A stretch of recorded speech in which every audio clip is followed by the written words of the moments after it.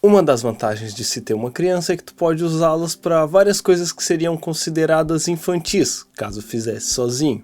Tipo frequentar a loja de brinquedo, assistir filmes infantis e até ler historinhas menos adultas dizendo que são contos para elas dormirem. Já peço desculpa por estar todo fanhoso, mesmo assim eu amo o inverno. E mesmo que esse canal não tenha nenhum patrocinador, eu gostaria de deixar meu reconhecimento público ao Tilenol Sinos. Obrigado. Enfim, por ter uma criança eu li sem pudor um quadrinho de A Hora de Aventura, brincando com fogo. E ele me remeteu a algo que eu sinto cada vez que eu faço um vídeo no canal ou que aumento o número de inscritos, a tal da síndrome do impostor. No início, o Jake e o Finn precisam de mais alguém para brincar de Eu Nunca. Eles invocam a Princesa do Fogo, pela qual o Finn está apaixonado para jogar com eles. Já no início da brincadeira, o Jake afirma: Eu nunca perdi no jogo Espada e Slurf. A Princesa do Fogo nunca ouviu falar e ela questiona, então o Finn responde que é um jogo comum no Reino Carnaval. E por ela não saber o que é o Reino Carnaval, eles se assustam que alguém nunca tenha ido lá. Isso porque a gente tende a viver em bolhas e estranhar quando alguém não saca as mesmas referências. Tipo, quando eu falo com alguém que nunca viu Star Wars, ou O Senhor dos Anéis, ou nunca leu, ou não pega alguma referência de Beatles. Tipo, quando alguém canta algum hit do momento que eu deveria saber e eu fico boiando. Como a gente tende a fazer nesses momentos em que alguém não entende algo que a gente idolatra, eles resolvem que ela precisa ir ao Reino Carnaval, pois segundo eles é o lugar mais divertido de todos. Só que ela é uma princesa de fogo que a chama aumenta conforme ela se irrita. E quanto mais o Jake questiona, como assim tu nunca foi? Que tipo de infância foi essa? Mais a ira dela cresce. Mas a chama diminui quando o Finn promete dar a ela um algodão doce. Funciona com criança também. O Reino Carnaval é uma espécie de parque de diversões gigante. O jogo Espada e Slurf é tipo aquele do martelo, que se bater com força ele sobe, dá uma pontuação e acende umas luzes. Só que no quadrinho é um pouco diferente. Ele precisa puxar a espada de um buraco, matar umas criaturas bizarras em troca de uma pontuação. Aí depois ele troca por um prêmio. O Finn bate no peito e diz pra ela escolher o prêmio, pois ele vai ganhar e quer dar à sua apaixonite o urso pescoçudo que ela tanto quer. Ela fica feliz por ter ganho o urso, mas ela também quer ganhar e acaba falhando. O dono da banca diz: viu?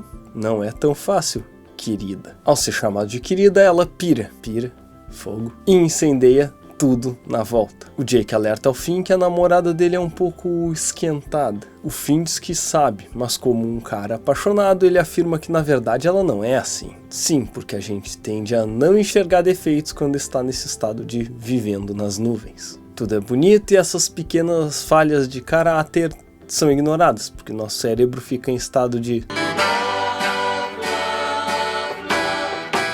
Mas a aventura realmente começa quando eles vão na barraca de previsão do futuro. O dragão vidente pede que ela fique ali sozinha e que o namorado fique na sala de espera. E é nessa sala de espera que o Finn é sequestrado e tem a sua alma roubada. No momento que a Princesa de Fogo está recebendo a previsão, ela sente que perdeu algo. E depois ela nota que perdeu o Finn. O dragão o levou para uma floresta e pendurou numa árvore como um enfeite de Natal, como tantos outros que estão lá. Só que ali está só o corpo dele. A alma foi levada para outro plano. E o corpo sem uma alma responde tudo com frieza, pois ele não tem emoções. Ela pergunta se ele tá bem e ele diz que sim, tanto faz. Mas o que desperta a real estranheza é quando o Jake propõe que eles salvem os outros enfeites e o Finn diz que não tá afim. Ele, com alma, jamais negaria uma aventura. Ela e o Jake começam a pensar em um plano para resgatar a alma dele, pois ela diz que esse Finn previsível não é ele de verdade, verdadeira emoção, coragem e quer ser um herói, algo que ela não compreende, mas acha que é isso que o torna misterioso. O Jake diz que pelo menos acharam o corpo, mas ela diz que não tá namorando com ele pelo corpo. Aí sim, eles entram em uma espécie de masmorra / jogo que devem achar a maneira de seguir para a próxima porta. Só que ao invés de tentar algo com as peças que estão pelo chão, a princesa simplesmente queima tudo e vai adiante. E com isso eles não estão avançando, porque eles estão trapaceando. E segundo o Jake, não funciona roubar no quebra-caverna. A princesa diz que vai fazer do jeito dela e não quer dizer que está errada. O que é muito comum entre ex-colegas de trabalho que eram formados em administração e afirmam até hoje: se para mim funciona, é o que importa. Azar que para chegar nisso tenha que passar por cima dos outros. O que torna o quadrinho engraçado é justamente o Finn sendo sincero. Ela diz que não gosta dele sendo um impostor, e ele diz que tudo bem, gostar das pessoas é muito trabalhoso mesmo. Não à toa, o nosso número de amigos tende a diminuir ao longo da vida, porque manter a empatia e ignorar coisas que a gente não gosta neles vai se tornando mais difícil. Fora que hoje em dia ninguém tem tempo pra nada, então realmente gostar das pessoas dá um baita trabalho. Uma das salas do quebra-caverna tem água.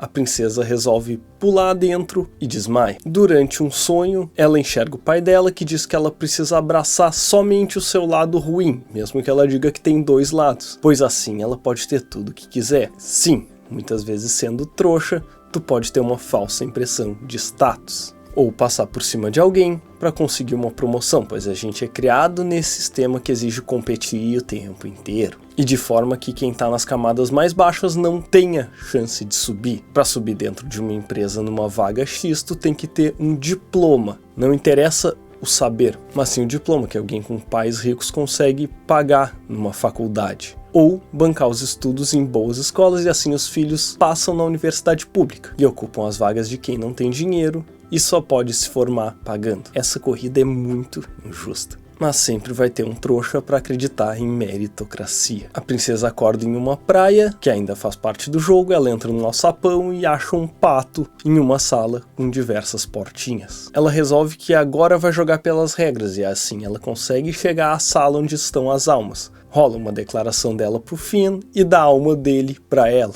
O dragão que aprisionou as almas ficou comovido e conta que ninguém nunca o amou, por isso ele colecionava as almas para se conectar com uma delas, caso elas fossem amadas, mas ninguém nunca tinha chegado até o final do quebra-caverna. A Princesa de Fogo diz que é porque é muito difícil. Ele ri de nervoso porque ele achou que ele tinha deixado o jogo no modo fácil. Então ele concede um desejo a eles e a princípio ela pede um urso de pescoço longo, mas o Finn diz que deseja salvar todas aquelas almas fazendo-as retornar para os corpos. O dragão diz que já que ele ia deixar as almas partirem uma hora mesmo, resolve dar a eles o que eles mais querem. O Finn ganha uma espada, a princesa um urso de pescoço longo e o Jake um sapato com rodinhas. Tipo, jogar pelas regras e fazer o bem pode dar algum retorno. Ela começa a entender que o Finn sempre quer ser um herói porque isso deixa os outros felizes. O Jake diz que é pela fama, mas o Finn diz que hoje ela foi a heroína do dia e que fez muita gente feliz ao resgatar todos. Só que eles acampam e ela não consegue dormir porque ela não se sente uma heroína.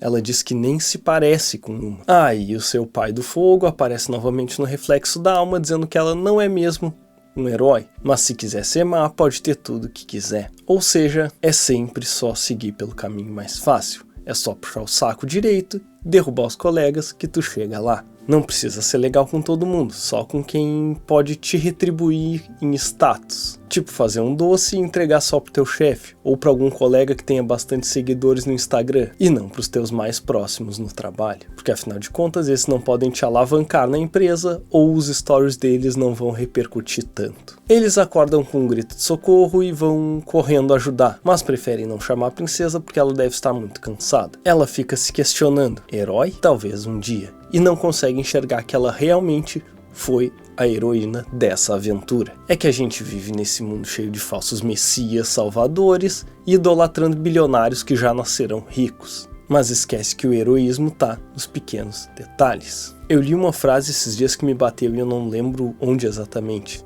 mas que os únicos que vão lembrar o número de horas extras que tu fez e os sacrifícios que tu fez pela empresa são os teus filhos, porque tu não tava com eles. Então, por mais que a síndrome do impostor bata forte de vez em quando, ou tu não tenha tido um bom dia, ler uma historinha pro teu filho ou filha dormir já é um ato heróico. Obrigado por assistir e sim, Hora da Aventura é cheio de mensagens. Vou deixar um vídeo do meu bichinho falando sobre Pokémon aqui nas sugestões.